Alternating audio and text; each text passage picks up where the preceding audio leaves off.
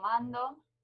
Les agradecemos por participar de un nuevo encuentro. Vamos a esperar un ratito porque estamos recién en horario. Esperamos 5 o 10 minutitos más y vamos a comenzar el encuentro de hoy.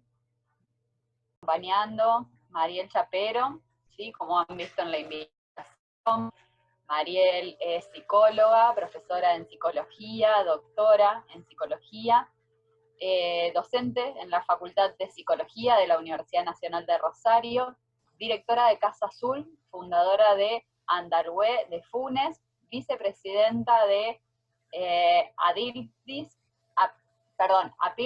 autora de Autismo Infantil, la intervención del Centro Educativo Terapéutico. Ahí veo que se van habilitando más cámaras. La idea, para quienes no han participado de encuentros anteriores, es que mientras Mariel vaya conversando y presentando los ejes de su disertación de hoy, los micrófonos se mantengan apagados, y que quien quiera después, o mientras tanto, hacer alguna pregunta, alguna consulta o alguna intervención, puede escribirlo por el chat, o avisar y habilitar el micrófono para conversar.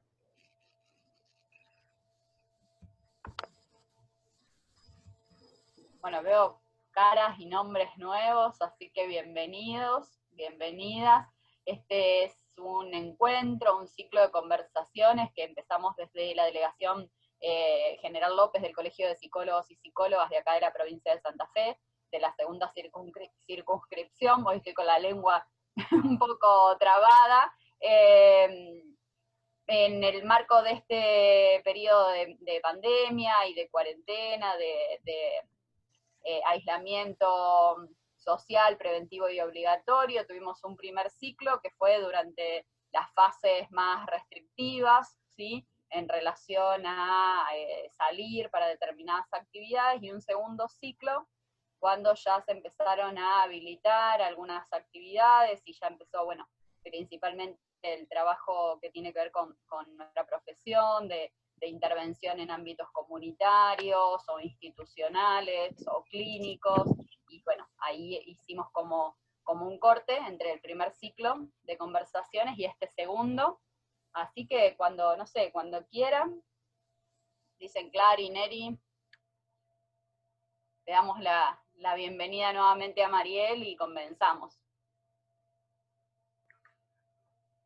Sí, si les parece, si te parece, Mariela, ya podríamos empezar. Bueno. Y bueno, que se siga sumando gente. Bueno, genial. Bueno, en primer lugar, quiero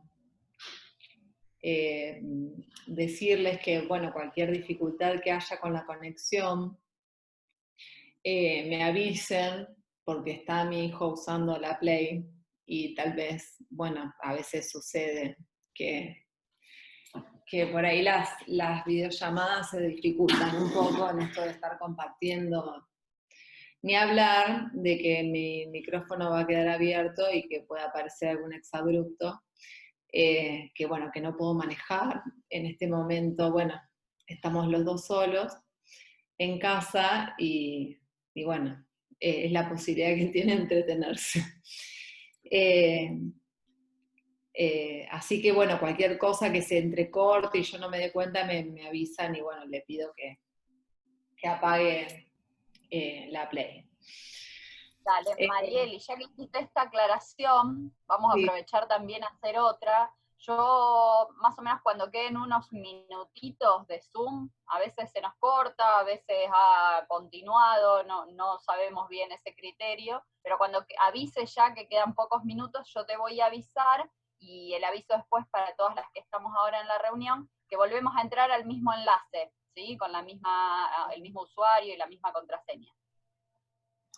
Bien, bueno, muchas gracias por la invitación.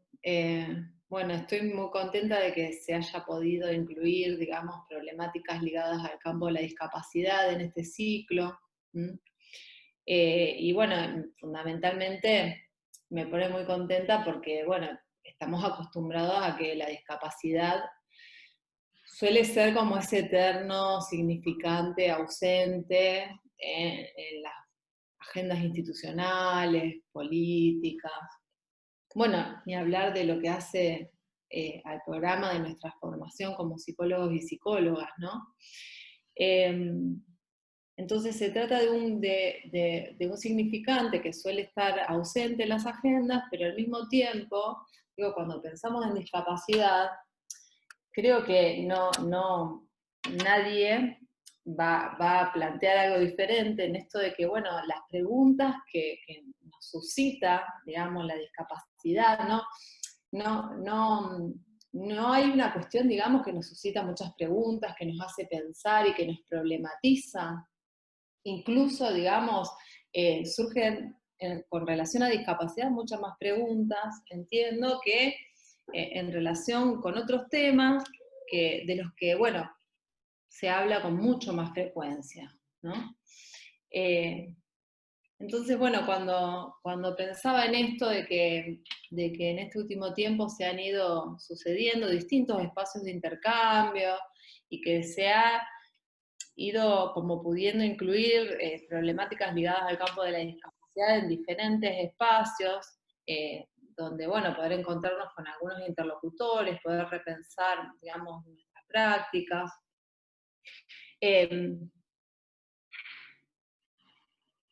Pensaba, esta ausencia, ¿no? ¿Será que tanto nos problematiza, ¿no? Que en algún punto es como que, sin decidirlo, pero en algún punto decidimos desentendernos?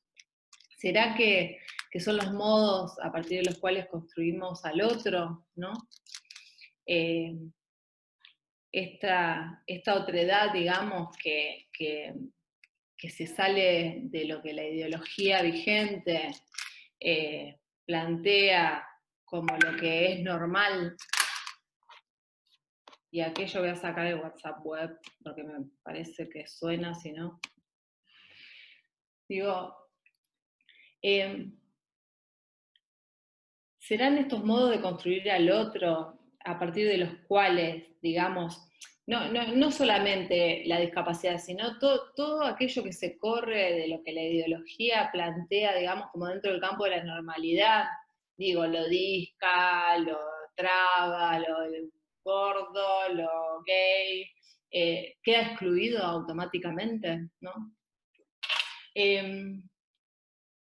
Celebro, como decía, este espacio, celebro distintos espacios de interlocución que se han ido generando en este último tiempo, y quería, digamos, como, bueno, arrancando, sí, porque ya arranqué, pero en algún punto, en primer lugar, situar algunas cuestiones que me parecía que era importante situar en esta cuestión que tiene que ver con desde dónde uno habla, ¿no?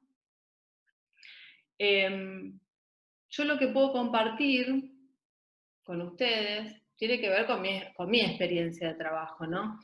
Y mi experiencia de trabajo se desarrolla en dispositivos educativos y terapéuticos que se desprenden de lo que es el Sistema Integral de Prestaciones para Personas con Discapacidad, que surge a partir de la Ley 24.901 del año 97, y específicamente se encuadra, digamos, como más claramente, a partir de la modificación del marco básico de organización y funcionamiento de prestaciones e instituciones para personas con discapacidad, que es del año 2006.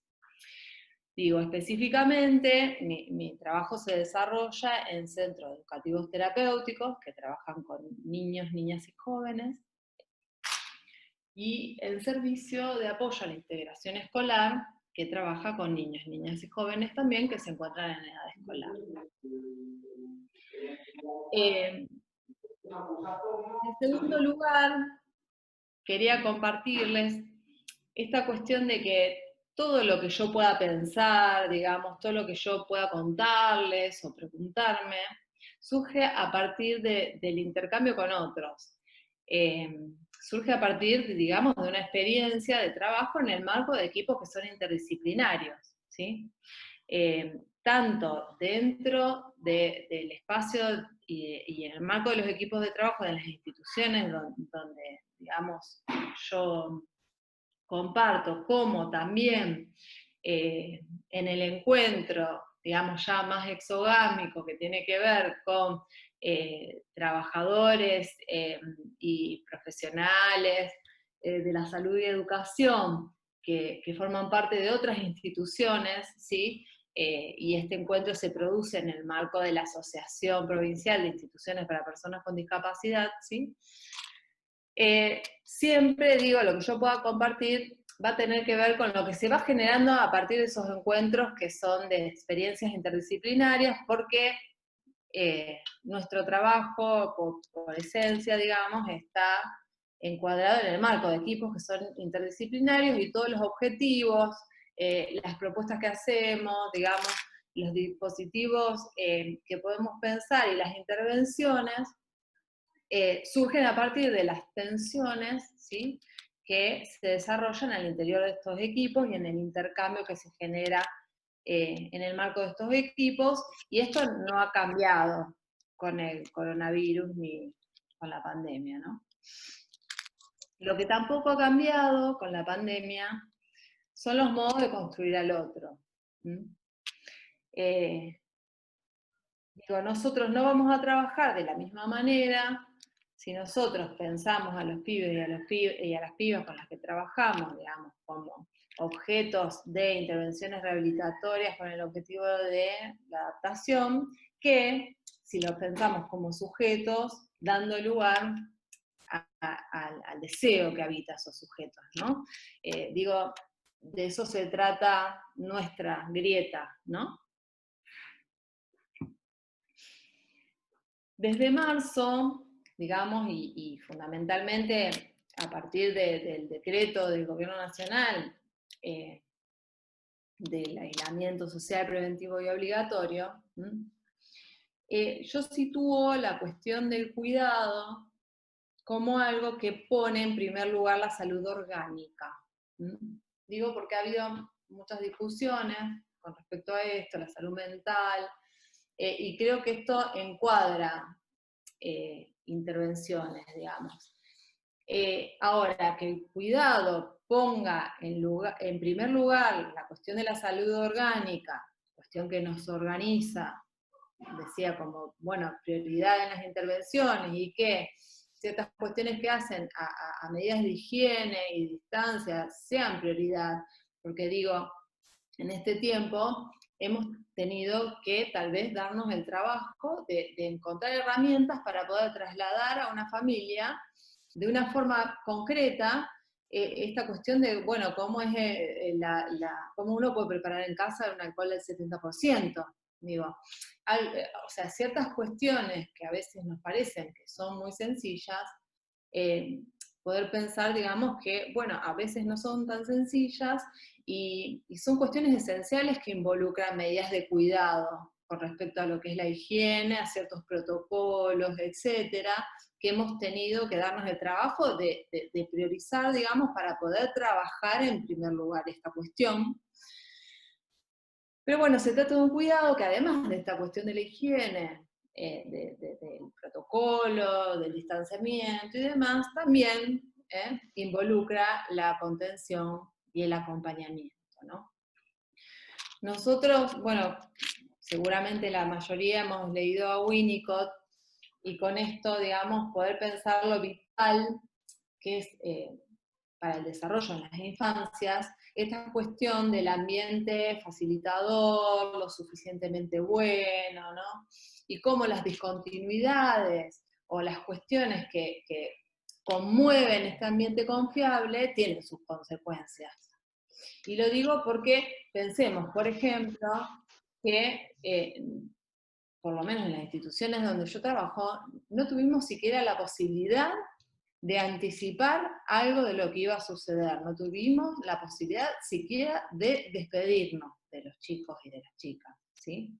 Entonces, ni hablar, digamos, de cuando este ambiente confiable se conmueve, cuando estamos trabajando con situaciones que involucran problemáticas complejas de la constitución de la subjetividad, ¿no? O sea, cuando trabajamos con pibes y pibas que están transitando momentos que son primarios en cuanto a la constitución de la subjetividad. Por eso ha sido, digamos, como la primera cuestión, digamos, que surgió en este contexto, esto de, bueno, de pensar un rearmado que tenga por eje situar algunas coordenadas que apelen, digamos, a constituir un ambiente que sea confiable. Porque, reitero, y para definir la población con la que trabajamos, cuando digo con la que trabajamos, con la que trabajo yo, estamos acostumbrados, hay una cuestión que yo recuperé, que no estudiaba cuando hice mi tesis doctoral, y es que todas las personas que entrevisté, cuando hablaban de su trabajo, utilizaban la primera persona del plural, ¿no? Hablaban en el nombre propio, yo hoy estoy hablando en nombre propio, y me hago cargo de lo que digo a título personal, pero bueno, siempre, digamos, el sujeto de las predicaciones es en nosotros, ¿no? Cómo hay algo de la esencia de nuestro trabajo que lo constituye como colectivo y cómo nosotros lo tenemos incorporado en nuestra discursividad a la hora de dar cuenta, ¿no? De lo que hacemos. Nosotros, digo, trabajamos porque las instituciones, digamos, que alojan a personas con discapacidad tienen poblaciones que tienen características muy diversas. Nosotros trabajamos con niños, niñas y jóvenes que presentan problemas en su desarrollo. ¿Y cómo defino yo esto, no? Porque hablar de que estos pibes y pibas transitan problemáticas complejas en su desarrollo, en algunos casos con atravesamiento orgánico y en otros casos sin ningún atravesamiento orgánico, al menos identificado, ¿no? Cuando yo hablo de esto estoy hablando de concurrentes para los cuales, digamos, la posibilidad de armar lazo se presenta con muchas dificultades, como así también la posibilidad de apropiarse de un lenguaje que los represente, y también presentan problemas para aprender. Entonces, ya llevamos un tiempo recorrido, ¿no? Ya transitamos y hemos podido ir elaborando algunas cuestiones y pensando algunas cuestiones en este tiempo, pues ya pasaron unos meses. También hemos asistido, digamos, a un montón de cuestiones que se han dicho, escuchamos tantas cosas, de algunas podríamos reírnos, bueno, otras nos podrían enojar, pero si hay algo que me parece que primó y que me parece que es importante y valoro, es cómo vertiginosamente, cómo muy rápidamente se pudieron como reorganizar los dispositivos para poder ofrecer, digamos, a nuestros concurrentes y a sus familias una escucha que aloje con la posibilidad de, además de poder articular con transportes, con dispositivos territoriales, con profesionales que realizan tratamientos individuales, etcétera, digamos, organizar de este modo intervenciones que puedan pensar un acompañamiento a intervenciones en el marco del caso por caso. Desde el comienzo de esta situación hemos tenido que articular con el transporte. Y el transporte ha sido un nexo fundamental con las familias, no solo por lo que ha permitido a la hora de enviar materiales, de garantizar los materiales, por ejemplo, para realizar una actividad, sino fundamentalmente por la posibilidad de enviar todo lo que tiene que ver con la alimentación y elementos de higiene.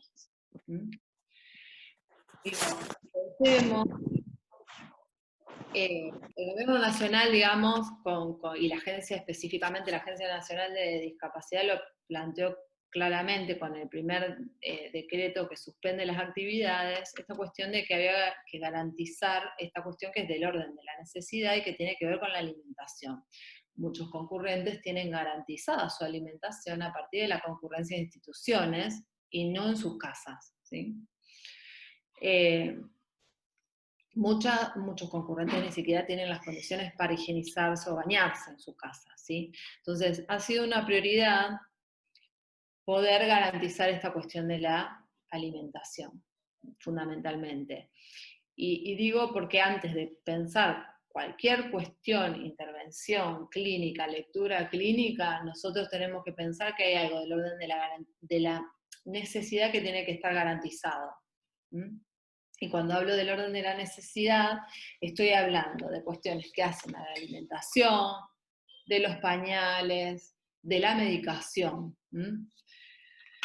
Eso es algo fundamental. Después, bueno, podemos empezar a pensar en otras cuestiones.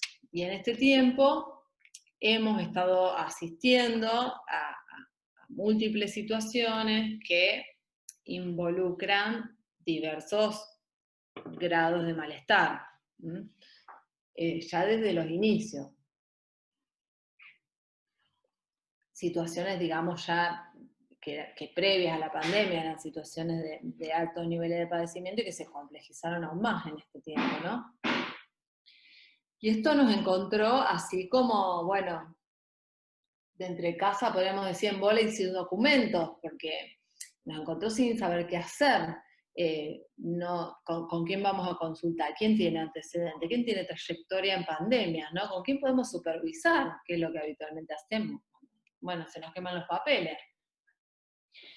Pero eso a la vez, digo, es un garrón, pero fue un momento interesante, porque permitió como poner de manifiesto claramente esta cuestión del no saber, ¿no?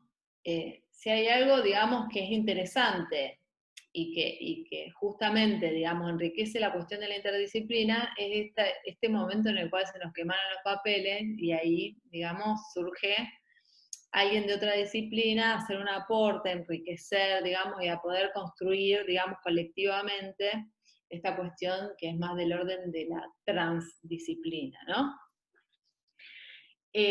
Pero bueno, a veces sucede, o sucedía esta cuestión de que, bueno, la cuestión de los saberes, quien esté libre de narcisismo, que arroje la primera piedra, ¿no? Esta cuestión que posibilitó, digamos, poner de manifiesto claramente y sin dudas este no saber para poder a partir de ahí apelar a construcciones colectivas que nos permitieran inventar, ¿no? Digamos, siempre laburamos con lo artesanal, pero en este caso más que nunca, esta cuestión de la creatividad que nos permitió inventar estrategias posibles para abordar la singularidad y las situaciones que pueden surgiendo en el caso por caso, ¿no? Los que trabajamos en equipo, yo creo que en este tiempo la hemos llevado mucho más fácil, porque, digamos, esta posibilidad que tenemos de armar redes, a ver, las redes sostienen, las redes nos sostienen a nosotros, ¿sí? Como profesionales, y es a partir de eso que podemos generar como red que podemos acompañar y sostener a otros. Por eso yo creo, digamos, que así como la cuestión del cuidado en este tiempo se ha construido como un concepto que es colectivo, ya que cuidándome, cuido a otro, también entiendo, digamos, que las apuestas que nosotros venimos realizando y que tenemos que realizar en estos tiempos, digamos, tienen que ver con promover el lazo y que tienen que tener por objetivo esto del lazo, ¿sí? Valoro muchísimo el trabajo que se ha hecho, realmente yo estoy sorprendida porque, digo, hemos estado tramitando esta cuestión de que estamos todos atravesados por la cuestión de la pandemia, no hay nadie que pueda situarse por fuera de ella y a pesar de que nosotros mismos estamos transitando un momento de pérdida, de elaboración de esas pérdidas, arreglándonos con el estrés que implica, ¿no? Esta cuestión bueno, dar clases, conectarnos reuniones, atender pacientes con los niños en casa, etcétera, etcétera. Y sin embargo hemos ido pudiendo, digamos, inventar nuevos modos de encuentro, teniendo en cuenta, digo, que hay una gran responsabilidad que tenemos en la cuestión de acompañar a nuestros concurrentes y sus familias, y que no nos hemos hecho los tontos con esta responsabilidad que tenemos y que hemos podido hacer a un lado las dificultades que nosotros mismos transitamos para poder hacernos cargo de eso, ¿sí? Los compañeros que son más jóvenes, es increíble, ayudaron un montón, digo, los millennials, podríamos decir, ¿no? Creo que ellos adquirieron un protagonismo, por lo menos me pasó con nuestros equipos, ¿no? Esta cuestión de que ellos están más habituados y habituadas a otras formas de socialización, a la virtualidad, a esta cuestión de la sustitución por otro tipo de corporalidades, digamos, que son menos carnales y más virtuales, más vinculadas a la tecnología. Me acordaba, bueno, cuando Nerina me mandó otros flyers de los encuentros anteriores, que había uno, digamos, que fue del que participó Coco García de la Cruz, que el título era de la sexualidad a la virtualidad, ¿no? Como, bueno, nos cuesta un montón, pero bueno, hay toda una generación que está más habituada a esto y que nos puede ayudar muchísimo con todo esto. Porque la tecnología, bueno, a mí me produce bastante dificultades, me genera muchas dificultades y bastante rechazo, y bueno, y en algún punto para nosotros era aquello que ensimismaba a los pibes, era aquello que obturaba el lazo, ¿no? Aquello que criticábamos, digamos, y que nos generaba obstáculo, hoy, digamos, es la vía regia para poder establecer un encuentro y poder compartir algo con ellos, ¿no? Eso, digamos, en los casos en los cuales, porque digo, mucho hablamos de el encuentro y lo virtual y la videollamada y la poder con los pibes, el lugar interesado, lo que se puede gestar a partir de la virtualidad, pero tenemos que pensar, digo, porque no tanto se habla de aquellos casos en los cuales la tecnología no colabora, porque no es una opción, porque no hay wifi en casa, porque no hay dispositivos electrónicos que sean acordes a lo que necesitamos para poder conectarnos, porque no hay señal, digamos. Entonces, en esos casos donde la tecnología no ayuda, es bastante complejo, porque más allá de que podamos armar un ida y vuelta en esta cuestión de los materiales, de armar una especie, digamos, de correspondencia epistolar, ¿no? Donde poder generar un feedback, se nos hace muy difícil, porque digo, en la era de estos tiempos líquidos que transitamos, donde alguien a lo mejor se puede llegar a enojar porque no respondemos un WhatsApp a los 10 minutos, ¿sí? De repente encontrarnos con este tipo de correspondencia, que es más del orden de la carta epistolar, ¿no? Nos hace sentir que retrocedimos a principios del siglo XX, donde había que esperar 3 meses una carta que llegue en barco, ¿no? Y lo que esto implica para los ideales de productividad que a nosotros nos atraviesan, ¿no? Esto de que hoy por hoy, digamos, la tecnología posibilita estos tiempos que son mucho más veloces, y que, bueno, y que en estos casos, digamos, tenemos que poder bajar un cambio y poder pensar que tenemos que utilizar otro tipo de recursos que nos permitan sostener este ida y vuelta que forma parte del lazo, que nosotros queremos promover. Sin embargo, y quiero dejar claro que yo pienso que, porque a veces he escuchado, digamos, algunos relatos que parece que donde digamos, parece que uno en algún punto pudiera homologar, ¿no?, el encuentro virtual. Y yo creo que no hay forma de reemplazar el encuentro presencial, que no hay posibilidad, digamos, de pensar que lo virtual y lo presencial son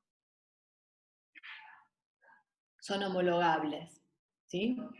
Entonces, en los casos en los que podemos establecer encuentros virtuales y podemos utilizar, digamos, la tecnología para conectarnos, es genial, pero de ninguna manera pensemos que esto reemplaza el encuentro presencial que nosotros tenemos con los pibes y con las pibas con los que trabajamos.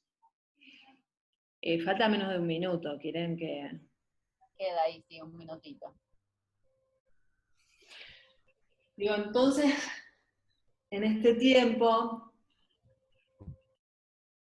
se hizo necesario volver a barajar, me parece, ¿no? Poder establecer nuevos objetivos de trabajo, que les voy a contar cuáles fueron, ¿no? Porque hay algo que perdimos en esto de los encuentros virtuales, y es esa tercera dimensión, es la sustracción de los cuerpos. Con la población con la que nosotros trabajamos es fundamental el uso del cuerpo, ¿sí? Es fundamental porque en el taller el uso del cuerpo nos ayuda, o sea, es una herramienta fundamental para poder descomprimir la demanda en estos pibes para los cuales el otro se ha constituido de entrada como hostil, como intrusivo, ¿sí? En esto de la falta de lo presencial, nos falta la posibilidad de multiplicar la transferencia, esta posibilidad que nosotros tenemos de poder dirigirnos a un otro, digamos, a un otro que es un adulto, para poder, digamos, mediante ahí toda una vuelta de entrar a los pibes por la tangente. Digo, ejemplo, circulo por la institución y me encuentro a un adulto, Joaquín, con uno de los pibes fuera del taller, ¿sí? ¿Qué pasa, Joaquín, que no estás en el taller haciendo tal cosa, ¿no? Sí, yo les estaba contando esta cuestión de digamos, de cómo le entramos al pibe por la ventana, ¿no? ¿Hay algún micrófono? Ahí está, ahí lo deshabilité.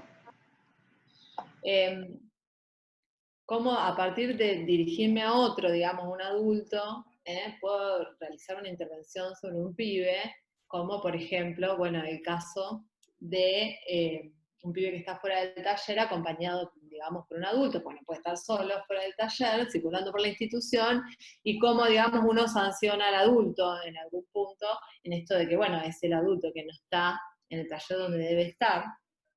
Digo, esto traspolándolo a la virtualidad, de repente en una videollamada, un pibe se saca la remera, ¿no? Queda en cuero. O sea, ¿cómo no sancionar esto reafirmando justamente la hostilidad que tiene el otro para este pibe, ¿no? Estas dificultades, digamos, con las que nos estamos encontrando, que tienen que ver con que uno tiene que poder pensar en nuevos modos de intervenir o cómo arreglárselas con esto.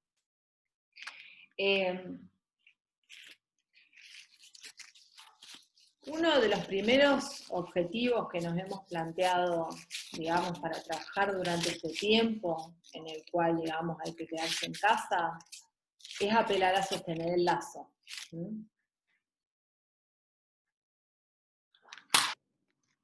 Y bueno, y en la medida que podamos apelar a sostener el lazo, digamos, y podamos dar ahí como un pasito más,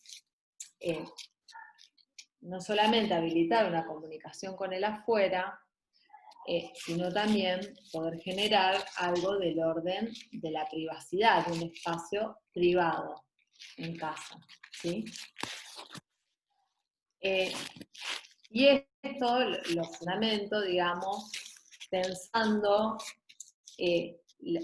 lo esencial, digamos, de la función del otro, ¿no? Si tomamos a Freud, digamos, cuando en Psicología de las Masas plantea esta cuestión, digamos, de imposibilidad de separar lo que es la psicología individual de la psicología social, porque justamente el otro está allí desde el inicio, y él dice, cumpliendo función de auxiliar, como objeto, el otro como auxiliar, el otro como objeto, el otro como modelo, y también como enemigo.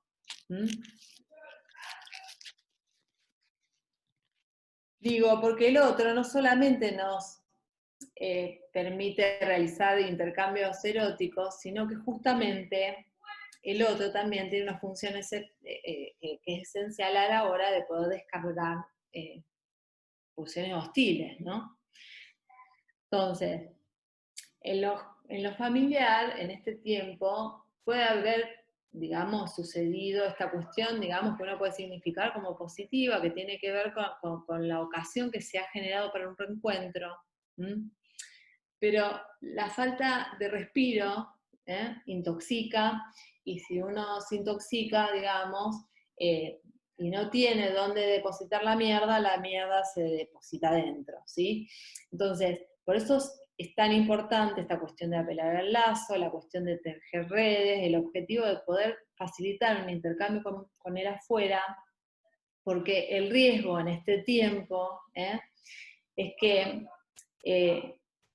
surgen estas situaciones, digamos, donde cuando prima lo endogámico, ¿sí? Hay riesgo de que haya pasajes a la violencia, ¿sí? Cuando pensaba en esto, pensaba en las palabras de Persia, de Marcelo Persia, en los comienzos de este nuevo tiempo, digamos, que instaló la pandemia y la medida del aislamiento, cuando él decía que las distancias que cuidan suspenden contactos, pero no cercanías, ¿no?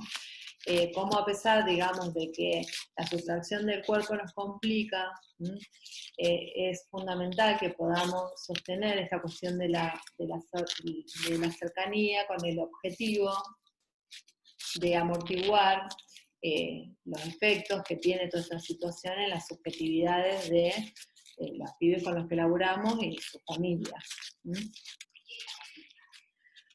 Además de este objetivo inicial, que tiene que ver con promover el lazo, nos hemos propuesto realizar las intervenciones con el objetivo de tener un efecto sobre la temporalidad. Entonces, es así que rápidamente, digamos, pudimos reorganizar para, de una forma virtual, poder trasladar las actividades de los talleres, poder respetar, digamos, las propuestas en los horarios del centro educativo terapéutico, poder, digamos, respetar el día con el taller que corresponde, ¿no? Y no enviar actividades que no estén relacionadas con lo que corresponde al taller en este día.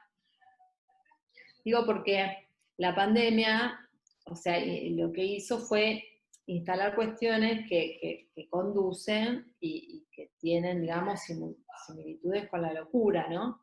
En este sentido, de que lo que se ha promovido en este tiempo, digamos, ha sido la pérdida de referencias espaciotemporales que hacen a la lógica del proceso secundario, que bueno, que son tan importantes, y justamente estamos hablando de un proceso secundario que, en el mejor de los casos, está en vías de ir constituyéndose en estos pibes y estas pibas. Entonces, ¿cómo poder, digamos, plantear intervenciones que hagan resistencia a esta pérdida de coordenadas de espacios temporales tiene que ver con la posibilidad de poder introducir cortes en esto que de otro modo es puro presente, como muchos decían en un inicio, digamos, si no es puro domingo, ¿no? Son todos los días domingo. Yo creo que en general, digo, hablando de compañeros, amigos, amigas y demás, quienes mejor o más rápido nos hemos, no sé si mejor, porque no, pero por lo menos más rápido nos hemos podido organizar en este tiempo, somos los que hemos tenido, digamos, que trabajar, digamos, que organizarnos con el horario, que la escuela de los pibes, que sus actividades, las clases, etcétera, ¿no?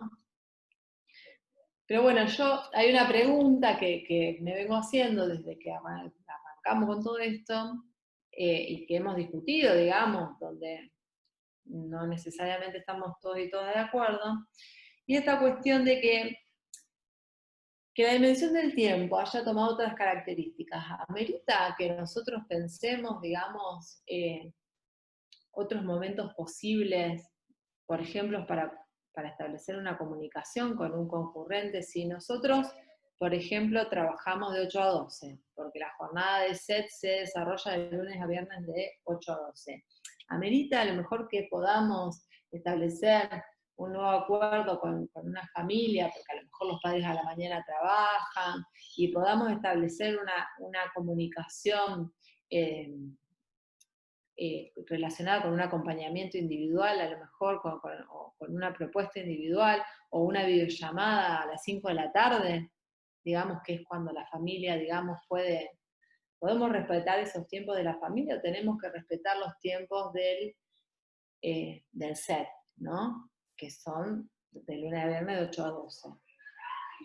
Yo creo que hay un quiebre a partir del cual no podemos homologar el tiempo pre-pandemia al tiempo actual, ¿no? Y yo pienso que si no queremos negar ese quiebre y hacer de cuenta que todo sigue igual, tenemos que volver a barajar y tenemos que pensar en la posibilidad, no de estar disponible cualquier día, cualquier hora, porque no es lo que estoy trayendo para nada, pero sí esta cuestión de poder armar con la familia un contrato provisorio. Un contacto que es provisorio para este tiempo y a partir del cual, en la medida de lo posible, ¿sí? Porque siempre estamos hablando de que, bueno, lo que hacemos en la medida de lo posible, podamos, digamos, pensar un encuadre que sea válido para este periodo, y que bueno, se replantee con el retorno de lo presencial. Es lo que estamos haciendo. Muchos padres además han empezado a trabajar presencialmente, y esto también, digamos, ha generado nuevos cambios sobre esos acuerdos provisorios que hemos realizado en este tiempo. Pero nosotros principalmente, con estos objetivos, digamos, que hemos planteado, lo que nos hemos propuesto es acompañar, pero sin demandar, ¿no? Es difícil porque, por más que uno insista en transmitir, el otro, bueno, puede leerlo como una demanda. Pero nuestra idea, digamos, que tiene que ver con poder trasladar algo que también forma parte de nuestro trabajo presencial, es transmitir un ofrecimiento. Poder ofrecer ciertos objetos, ciertas actividades que forman parte de lo que nosotros, digamos, hemos elegido, que nos convoca en nuestro deseo, digamos, para hacer una oferta que pueda ser tomada o no. Bueno, muchas veces nos quedamos nosotros haciendo la receta, a lo mejor son algunos chicos que pueden tomarla, a veces la pueden tomar después, porque algunos la pueden hacer en vivo, después se envía el video, a veces hay chicos que las pueden hacer después en sus casas, porque además les hemos enviado los materiales. Bueno, a veces no se puede hacer, pero Pero nosotros entendemos que en la medida en que habilitemos todos los canales posibles para poder sostener esta cuestión que es del orden del lazo y de la continuidad del lazo, donde podamos realizar estas intervenciones que tienen que ver con lo temporal, donde podamos marcar, digamos, qué día estamos, cuál es el taller que nos toca, que podamos transmitir cierta legalidad que nos atraviesa a todos y a todas, que tiene que ver con la legalidad que es propia de este contexto de pandemia, a partir de la cual tenemos que estar en casa y no podemos, digamos, encontrarnos. En la medida en que podamos apalabrar lo que está sucediendo, digo, muchas veces sucede que a veces a la familia les cuesta apalabrar, y bueno, es un trabajo para hacer con la familia, pero cuesta apalabrar esta cuestión porque, bueno, si no lo entienden, ¿no? Nosotros, más allá de que un pibe entienda o no entienda, comprenda o no comprenda, lo que estamos haciendo, y lo que siempre hacemos cuando laboramos con ellos, es una apuesta, ¿no? La apuesta, digamos, a que tenemos un interlocutor del otro lado. Ese interlocutor, digamos, suponer un interlocutor implica que nosotros estamos suponiendo un sujeto del otro lado. Y que nosotros estemos apalabrando esta situación, porque entendemos de que, bueno, es posible que muchos chicos no comprendan lo que sucede, pero que no comprendan lo que sucede, al mismo tiempo, digamos, estamos viendo que dan clara cuenta de estar lidiando con esto, digamos, porque lo escriben, digamos, que a pesar de que no lo puedan entender, ¿verdad? Están lidiando con esto. Con el condimento de que además muchas veces, bueno, no pueden jugar, digo, el juego como un derecho en la infancia y herramienta fundamental que colabora, digamos, a elaborar las cuestiones, digamos, que suceden en la infancia y que muchas veces los chicos y chicas no tienen, digamos, la posibilidad de recurrir a esta herramienta, digamos, del juego, que es tan fundamental en la infancia. Entonces, nosotros, digamos, lo que hemos planteado desde un inicio es poder hacer una propuesta desde los talleres, proponiendo actividades que incluyan a la diversidad de todos los pibes y las pibas, y a la vez, digamos, poder instalar un seguimiento individual que habilite una escucha, que no solamente, digamos, permita alojar el malestar bueno, que se va suscitando por la situación y lo que sucede en lo intrafamiliar, sino que también nos permita poder tener un feedback en situaciones en las cuales, digamos, nosotros no podemos tener un contacto continuo con los chicos y con las chicas, porque en muchos casos ha sucedido de que los pibes incluso han tenido movimientos muy interesantes y que han defendido esta cuestión, digo, pibes que a lo mejor no podían acotar a una mamá que a lo mejor, digamos, tenía algunas actitudes más intrusivas y que en este tiempo ha podido defender, digamos, que, bueno, su espacio, su habitación y el momento de su videollamada es de él y que la madre tiene que quedarse afuera y si aparece la echa, ¿no? Pero en otros casos en los cuales, digamos, el feedback fundamentalmente y por mucho tiempo se ha sostenido con la familia, ¿no? Esta apuesta que fue inicial, digamos, y que tiene que ver con el abordaje individual y grupal, que nosotros habitualmente, digamos, realizamos, luego, con el tiempo, se fue interpelando sucesivamente y en algunos casos dio lugar a la posibilidad de potenciar lo grupal, a la posibilidad de potenciar los encuentros con otros, y en otros casos, digamos, lo que se potenció fue el acompañamiento individual. Y la posibilidad de instalar una escucha que pueda apelar a bueno, generar herramientas al interior de lo familiar para poder lidiar con las situaciones de malestar que se han ido suscitando. En algunas oportunidades me he encontrado preguntándome y problematizándome por la cuestión de la medicación, ¿no? Los psicofármacos.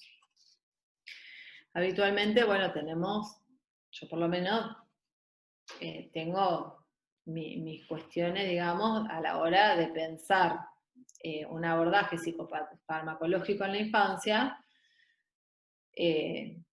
no es sin hacerme muchas preguntas, ¿sí? En este tiempo han surgido situaciones de grado de padecimiento importante, alteraciones en el sueño, que me han hecho preguntarme si a lo mejor, digamos, no había una resistencia de nuestro lado con relación a los psicofármacos, y si a lo mejor por nuestras resistencias nosotros estábamos sometiendo a un pibe a niveles de malestar que podríamos evitar. ¿Por qué?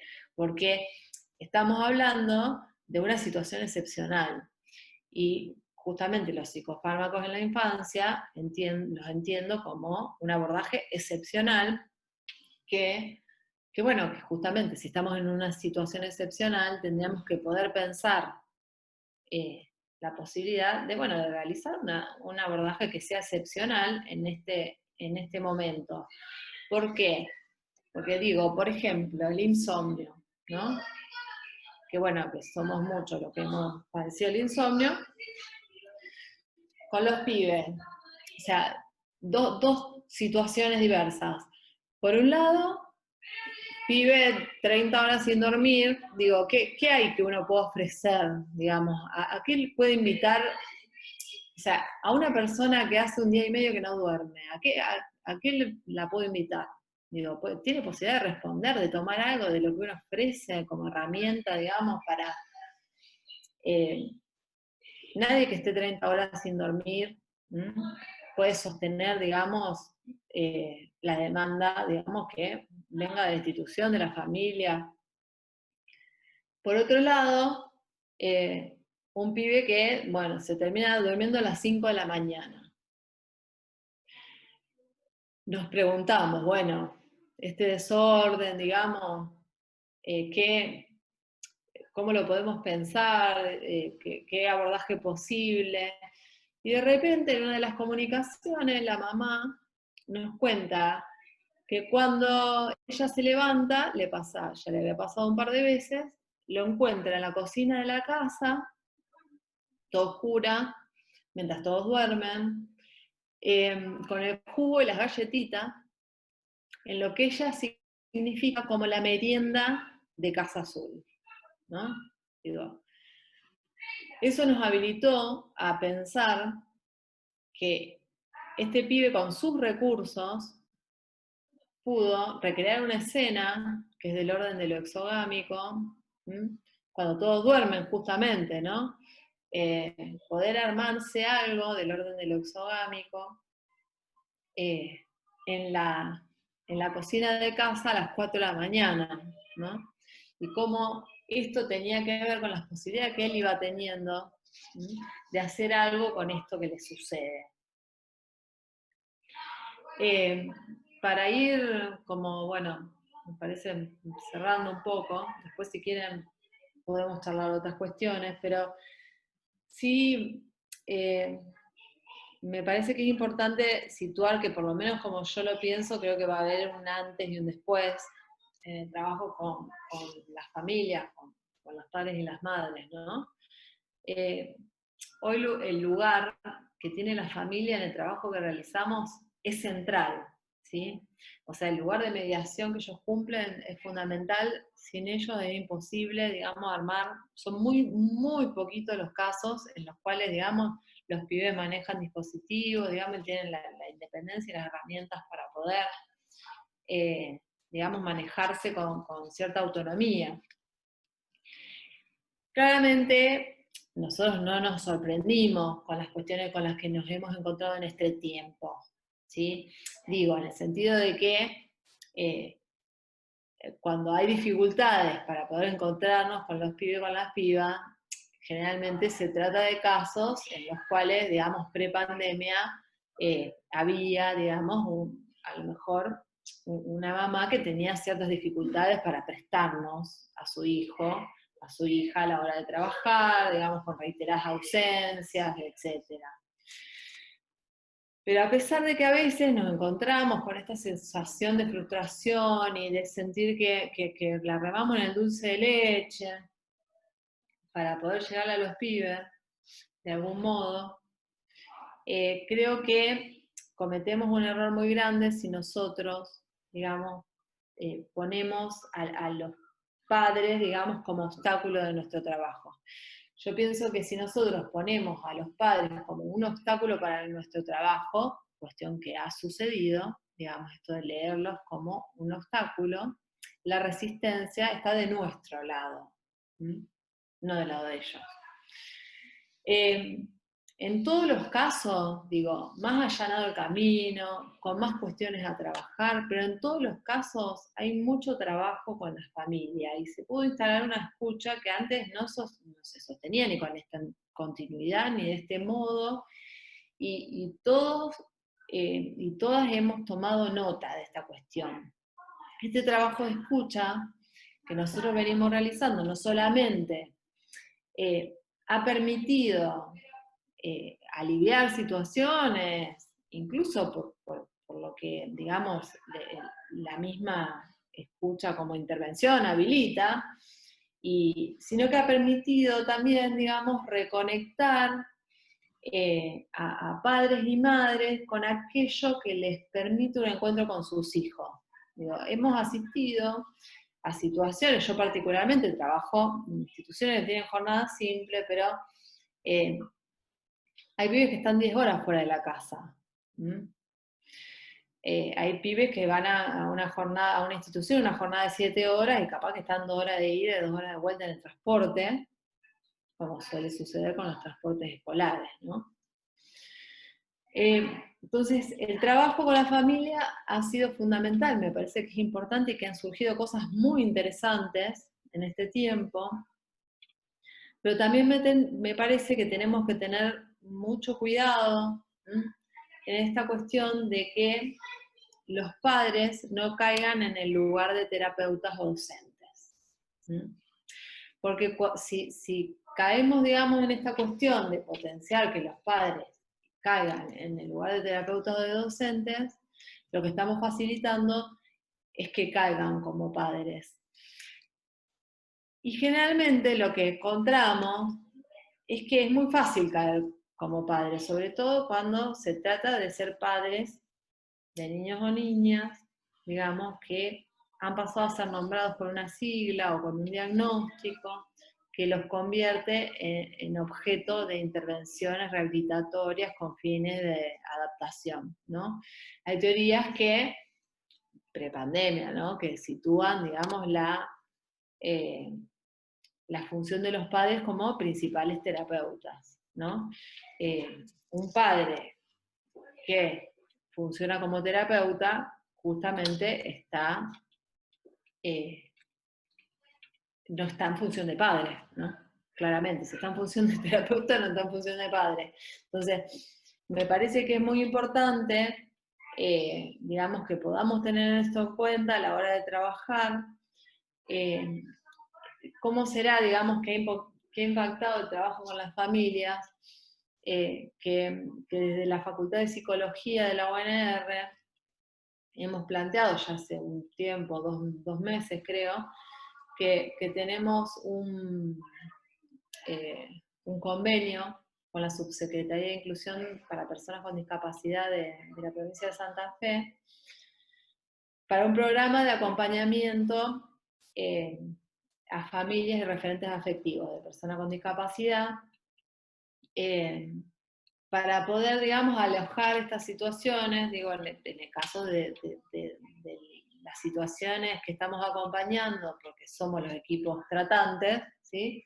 Obviamente se trata de casos de personas con discapacidad donde hay un equipo que venía trabajando, ¿sí?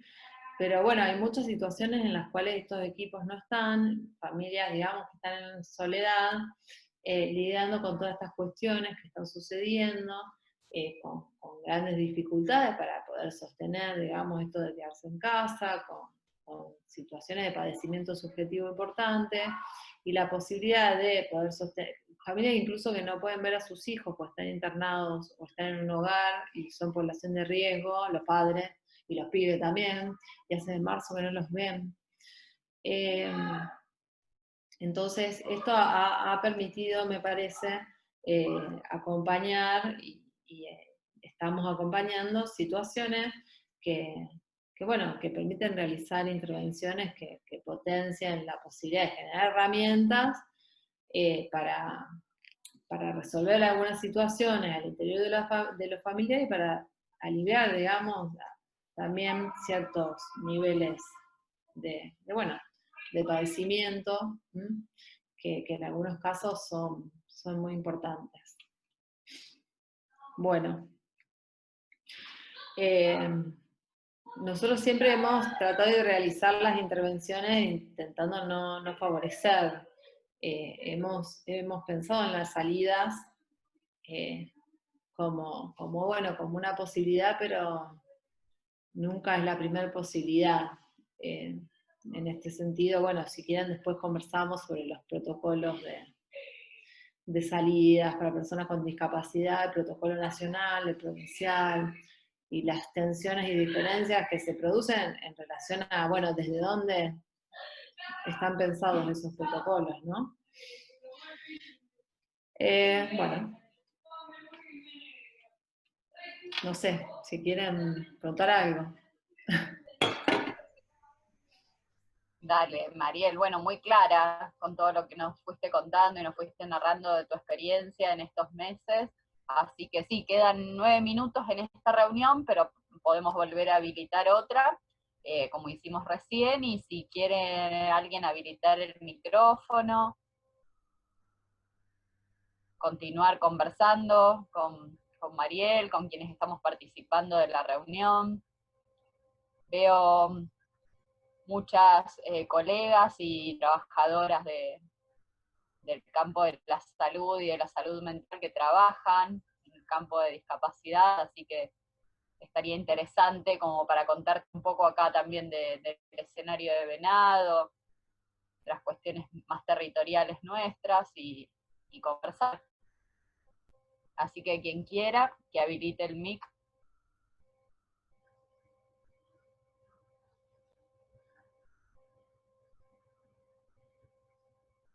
Alguna valiente que se anime, que rompa el hielo.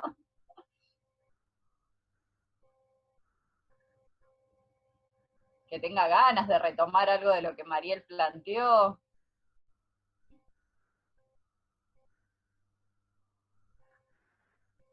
Ahí tenemos un mensaje en el chat que nos dice Julieta de Marchi: me interesaría saber qué hay que tener en cuenta para no caer en la trampa de que los padres se vuelvan terapeutas.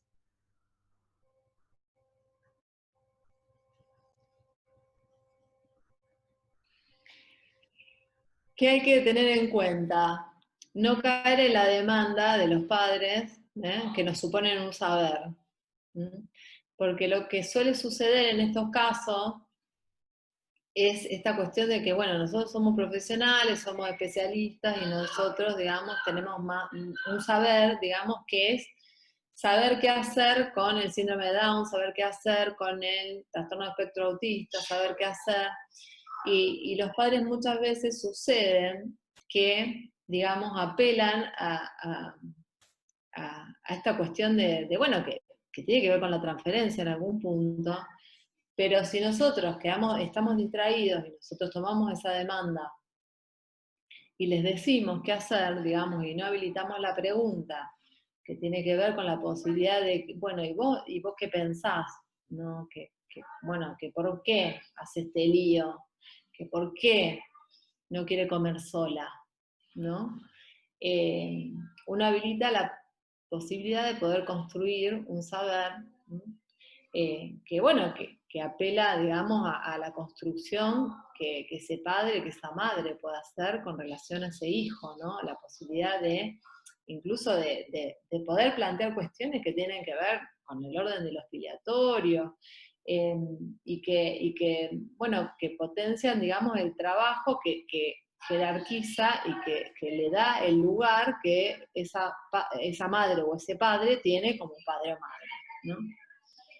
En general nos encontramos hablando más con madres, pero también hablamos con padres. En muchos casos ha sido súper interesante la posibilidad de habilitar a los padres que, bueno, que han podido también intervenir y acompañar bueno, y posibilitar algunas intervenciones bueno, que estaban complicadas, ¿no? Ha sido, por ejemplo, esta cuestión de esta mamá que pudo leer que este niño estaba recreando la merienda en la institución, ¿no? De madrugada. Digamos, el intercambio fue posibilitando, digamos, y habilitando a los padres en su discurso y en sus lecturas, en esto de, bueno, de apelar, bueno, digamos, sos vos el que podés leer en casa qué es lo que está sucediendo, ¿no? ¿Con qué te parece que tiene que ver? Y en ese trabajo, digamos, con este niño en particular, que tenía muchísima resistencia, no admitía, digamos, lo que es la videollamada, porque no lo soportaba, digamos.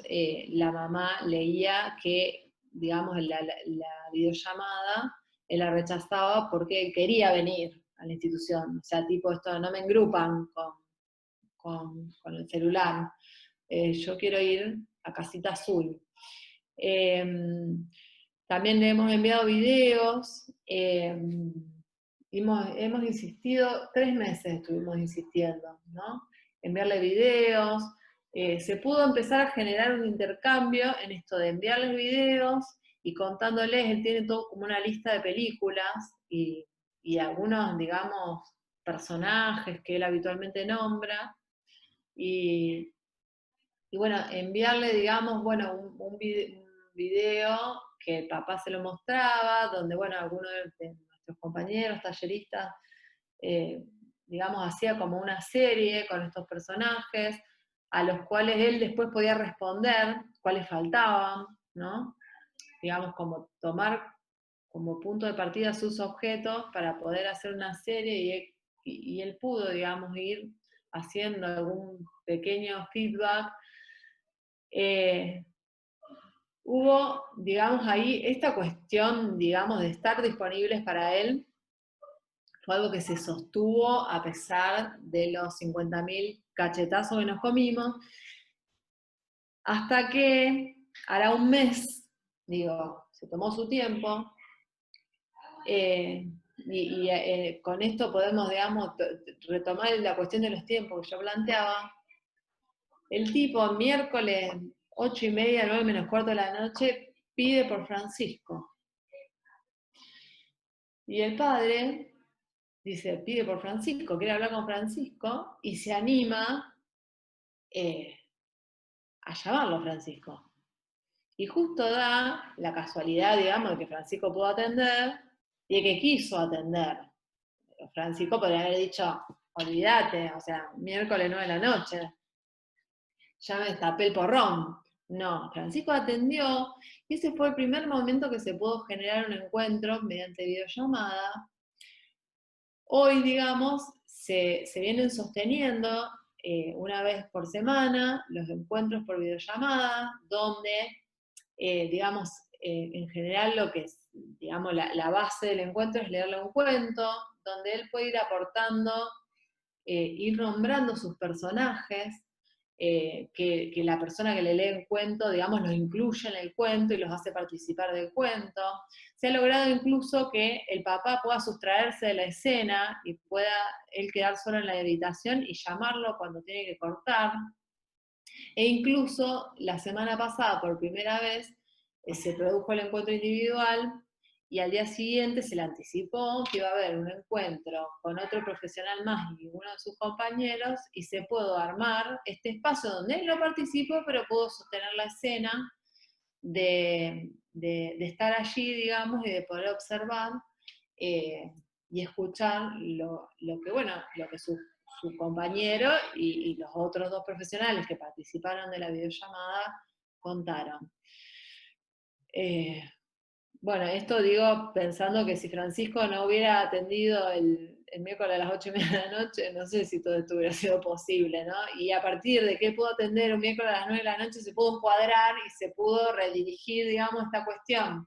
Un pibe que no aceptaba ninguna demanda, digamos, cuando él pudo armar algo de esto y pedir, digamos, por un profesional, cómo esto se pudo redirigir y se pudo armar, digamos, algo que bueno, que se pueda sostener en días y horarios que sean más acordes, digamos, a lo laboral. Pero en primer lugar, Francisco tuvo que tener esa flexibilidad, ¿no? Que bueno, que no todos, digamos, estamos de acuerdo con atender un paciente a las 9 de la noche, qué sé yo.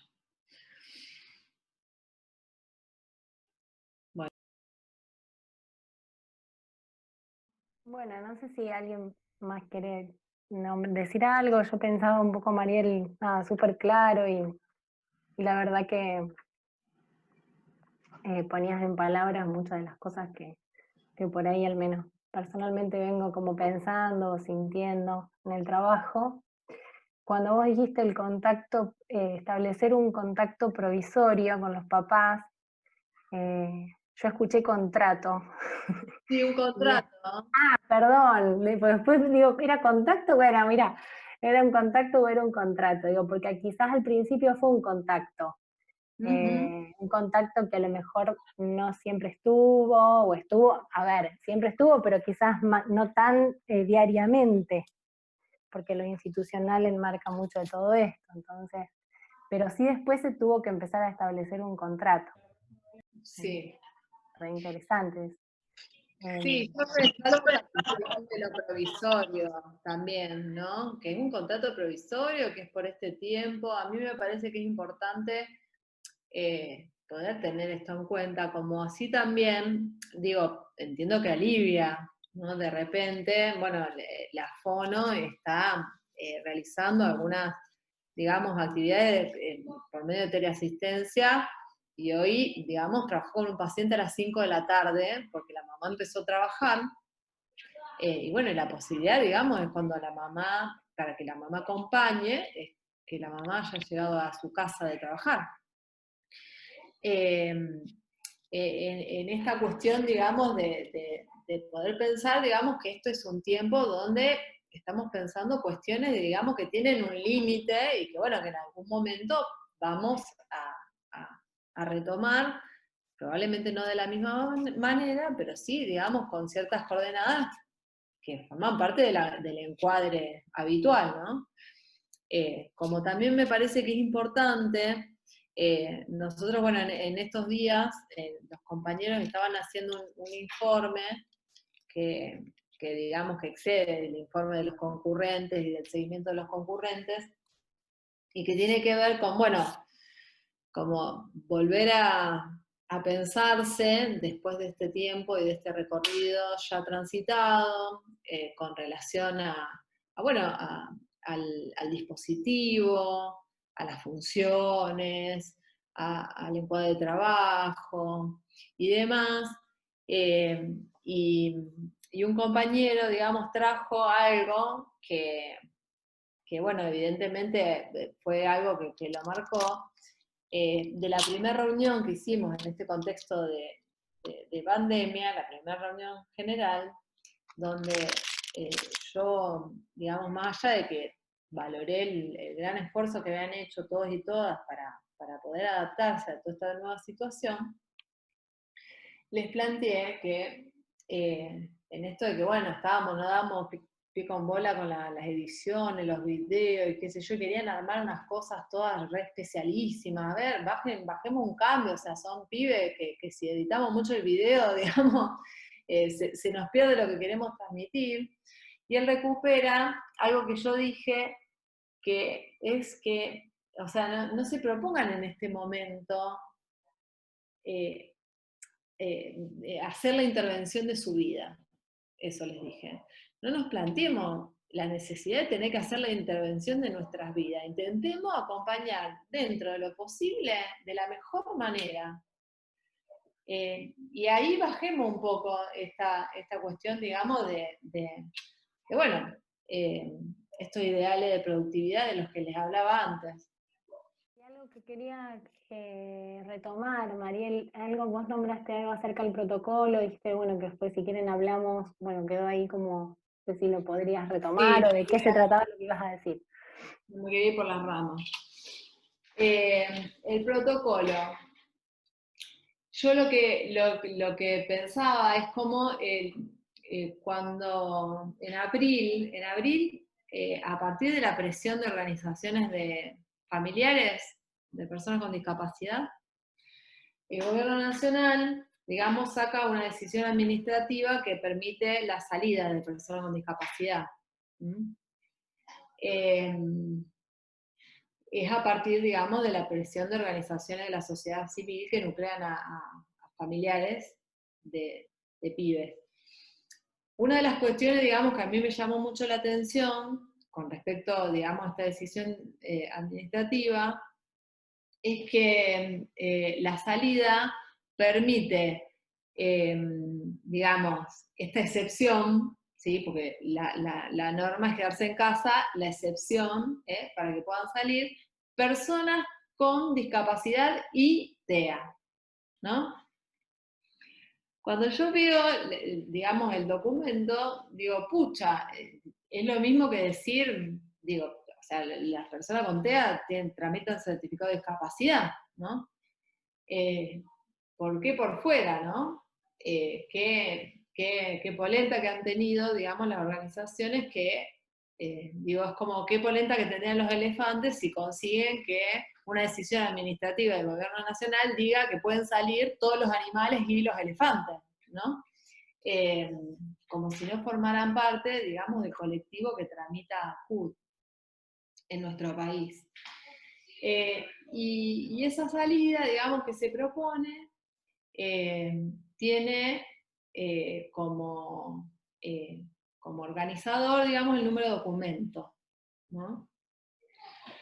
Por otra parte, en nuestra provincia, a partir, digamos, de la apertura que tuvo la Subsecretaría de Inclusión para Personas con Discapacidad, se pudo pensar en un protocolo que salió, digamos, inmediatamente con esta decisión administrativa que permitía la salida, donde, bueno, se pudo incluir a partir, digamos, de las propuestas que hicimos nosotros, como prestadores profesionales, organizaciones de la sociedad civil, etcétera, de que se incluyan, digamos, las cuestiones que hacen bueno, a la legalidad que, digo, nosotros seguimos teniendo las leyes que teníamos, no es que en contexto de pandemia, yo entiendo que, bueno, estamos en una época de derechos de emergencia y hay un montón de cuestiones que no están reguladas, pero, bueno, la ley de salud mental sigue siendo la ley de salud mental,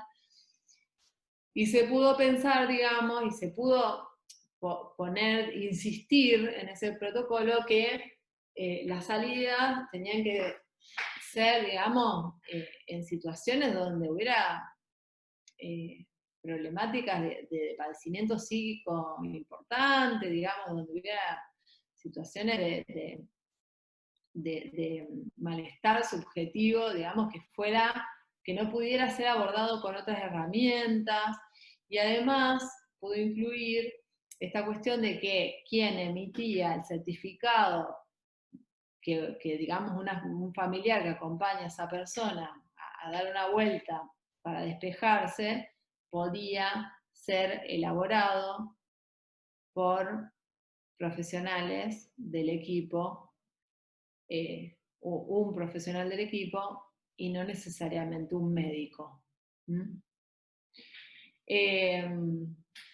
Me parece interesante porque bueno, estamos, digamos, en un periodo muy complejo, y que se pueda tener en cuenta, digamos, los aportes que se realizan desde los profesionales, las organizaciones de personas con discapacidad, a la hora de poder pensar en protocolos de salida, los protocolos de internación que tenemos en nuestra provincia,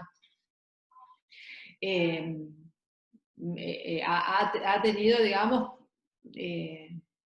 un efecto muy, muy interesante, al punto que desde el gobierno nacional han solicitado los documentos que fueron elaborados, y porque de repente, bueno, nosotros nuestra situación sanitaria ha sido hasta ahora, digamos, muy, muy distinta, y mientras acá no habíamos tenido todavía ninguna persona con discapacidad internada, bueno, en Buenos Aires, digamos, estaban las personas todas lesionadas, atadas, moreteadas y demás. Entonces, bueno, destacar esta cuestión que tiene que ver con, bueno, con la posibilidad que ha brindado el gobierno provincial bueno, de realizar aportes para poder, digamos, pensar a partir de la experiencia, no solo de las personas con discapacidad, sino también de los trabajadores y trabajadoras del sector, poder pensar las políticas. Hoy se está discutiendo el protocolo para regresar, ¿no? Y bueno, el protocolo es muy lindo, pero la realidad es muy compleja, los lugares de la provincia son muy dispares también. Bueno, entiendo, digamos, que uno puede pensar en la apertura de instituciones en algunos lugares donde no hay circulación comunitaria como en Rosario, de hecho hay ciudades que no han tenido ni un caso, pero bueno, la realidad también del interior de la provincia implica que los pibes se trasladan de una ciudad a otra para una institución, entonces de repente, no sé, me acuerdo que Carrera tuvo muchos casos, pero capaz que no tiene ninguna institución y es probable que haya un pibe con discapacidad en Carrera que se traslada a una localidad vecina para realizar, digamos, sus actividades de centro educativo terapéutico. De repente eso, digamos, genera toda una movilización de gente que bueno, que hay que tener en cuenta para evaluar epidemiológicamente, ¿no?, la situación. A mí, digamos, me preocupa mucho porque uno no solamente puede tener en cuenta a la hora de pensar un protocolo para el retorno de trabajo presencial en las instituciones, no solo puede tener en cuenta la situación, digamos, de comorbilidad que puedan tener algunos de los pibes, sino que además también hay que considerar el contexto familiar. Digo, yo de repente a lo mejor tengo un paciente que no tiene, digamos, ninguna cuestión orgánica, que pueda pensar que es un paciente de riesgo, pero bueno, tiene una mamá que está transitando una enfermedad que seguramente está inmunodeprimida y demás, y bueno, ese pibe, por más, digamos, que él no corra riesgo, está poniendo en riesgo a su mamá a la hora de circular y venir a la institución. Por eso la posibilidad del retorno, había mucha presión, a pesar de que en Santa Fe lo que yo vengo viendo es que bueno, hay mucha responsabilidad a la hora de pensar, digamos, bueno, un posible retorno, cosa que no sucede con otras instituciones y profesionales de otras partes del país, fundamentalmente de Buenos Aires, que bueno, para mi criterio toman con mucha liviandad, digamos, esta cuestión de, bueno, si uno se enferma, mandamos que lo vengan a buscar, como hacemos siempre, digamos. Por otra parte, si un pibe tiene fiebre, por ejemplo, pero bueno, cómo pensar un posible retorno y que, con los riesgos que eso implica, pero a la vez, cómo pensar en atender ciertas situaciones, digamos, donde hay un riesgo y donde se han producido situaciones que por suerte hasta ahora no han tenido consecuencias, pero todos, creo, tenemos algún pibe, alguna piba que realmente se ha puesto en riesgo o han puesto en riesgo a alguien en este tiempo, ¿no? Cómo pensar en la posibilidad de atender esas situaciones que implican, bueno, una complejidad importante, porque se han generado situaciones que son muy angustiosas y que realmente, bueno, el pibe estaba parado en el mojinete del techo y bueno, entendemos que no se iba a tirar, pero si se resbala, se cae el techo.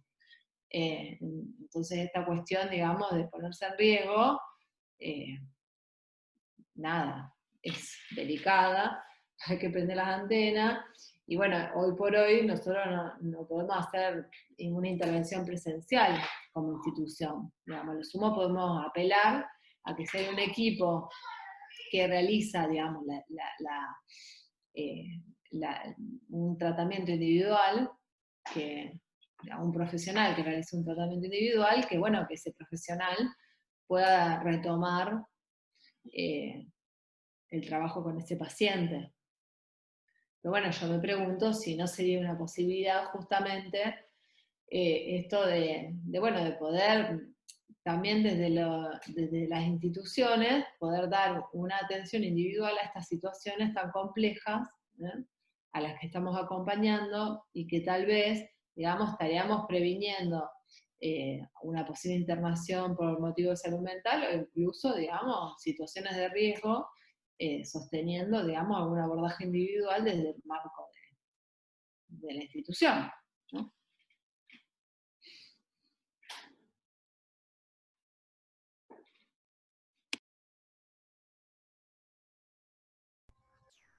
Bueno, ¿hay alguna pregunta más? ¿Algún comentario más? Que si no es así, no sé qué dicen mis compañeras, pero estaríamos por hoy con este encuentro. Muchas gracias, Mariel. La verdad que muy, muy productivo escucharte. Bueno, gracias, muchas gracias. Espero que, bueno, por lo menos abrir, digo, no sé si mucha respuesta, probablemente ninguna, pero bueno, por lo menos me parece que ya de por sí la posibilidad de instalar ciertas preguntas y algunas cuestiones, digamos, que tienen que ver con las contradicciones que uno va transitando, y a veces encontrarse, porque para mí fue muy aliviador encontrarme con, o sea, con referentes de otras instituciones que transitan dificultades que son similares a las nuestras, ¿no? Para mí compartir en espacios con otros, digamos, por fuera de la institución me permitió, digamos, bueno, estamos lidiando con cuestiones similares. Entonces, bueno, uno como que afloja un poco. Bueno, ahí hay mensajes en el chat. María Laura Espejo, que se tenía que retirar, muy interesante la conversación de hoy, saludos. Paula Lafón también, muchas gracias, súper interesante.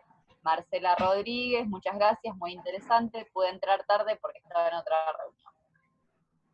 Algunos de los comentarios que hay ahí en el chat. Quería decir, Clara. agregar una cosita. Bueno, buenas noches, mi nombre es Clara y trabajo como tallerista en un centro de día.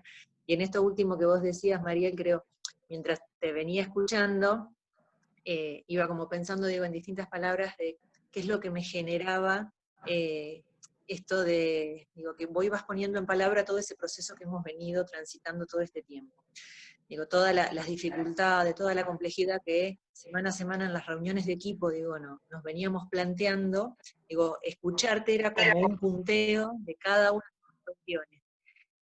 Y esto que vos decís recién, digo, de escuchar a otro, y de pronto digo, bueno, nada, es cierta tranquilidad, digo, resonancia ahí de decir, bueno, venimos transitando los mismos lugares, nos venimos encontrando con las mismas dificultades. Creo que esa es la sensación, fuiste como muy, muy clara en todo tu recorrido, y bueno, la verdad agradecerte, me encantó. Bueno, muchas gracias por los comentarios, gracias Clara. Me alegro de que, bueno, pueda aportar en algo. Y otro comentario ahí en el chat, otra publicación, Miriam Orsetti, que dice, me aclaró mucho y me sentí muy aliviada de escuchar lo que uno va sintiendo. Gracias.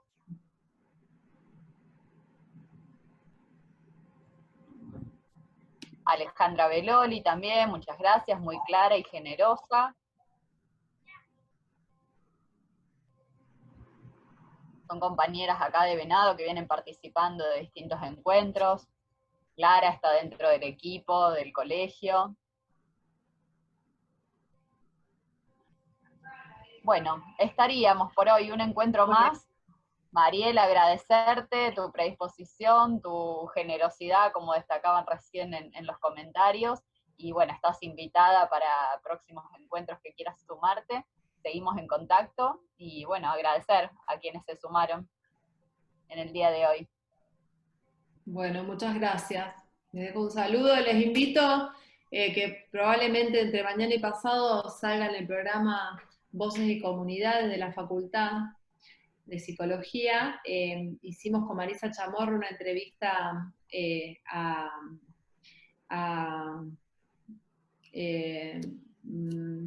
Almeida y Josefina Angelino. Angelina y Almeida son trabajadoras de la Universidad Nacional de Entre Ríos, trabajan en programas de extensión ligados a la discapacidad, trabajan el concepto de discapacidad como ideología, acompañan muchas cuestiones que tienen que ver con la discapacidad auditiva, y pudimos entrevistarlas. Es otro digamos, de estos encuentros, digamos, de entrevistas, en los cuales, bueno, se pudo introducir también la problemática de la discapacidad como uno de los puntos que se trabajó. Y bueno, el trabajo que ellas realizan es muy interesante, y está bueno poder conocerlo. Así que bueno, les invito a que bueno, cuando la facultad lo publique, las puedan escuchar porque es muy interesante. Gracias. Bueno, buenas noches. Gracias a vos, Mariel. Gracias. Chao. Un beso. Chau, Chau, chau. chau. Buena semana. Chao. Gracias.